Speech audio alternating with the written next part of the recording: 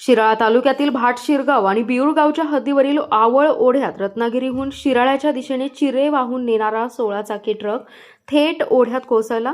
या अपघातात ट्रक चालक केबिनमध्येच अडकला होता। मात्र भाटशिरगावच्या स्थानिक युवकांनी आणि पोलिसांनी मध्यरात्री तब्बल 3 तासांच्या अथक मदत कार्यामुळे चालकासह एकाला मृत्यूच्या दारातून सुखरूप बाहेर काढले। काल रात्रीच्या सुमारास हा अपघात घडलाय। अशोक राठोड आणि दीपक राठोड हे दोघे वडील आणि मुलगा ट्रकमध्ये भरून चिरे घेऊन निघाले होते। यावेळी रस्त्याचा अंदाज न आल्याने हा ट्रक ओढ्यात पडला। यावेळी दोघेही ढिगाऱ्याखाली दाबले होते।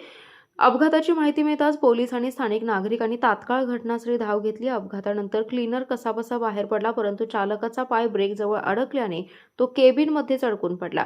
केबिनमध्ये पाणी शिरत असल्याने चालक मला बाहेर काढा म्हणून जीवाच्या आकांताने ओरडत होता। पोलीस तसेच स्थानिक युवकांनी मोलाचं योगदान केलं।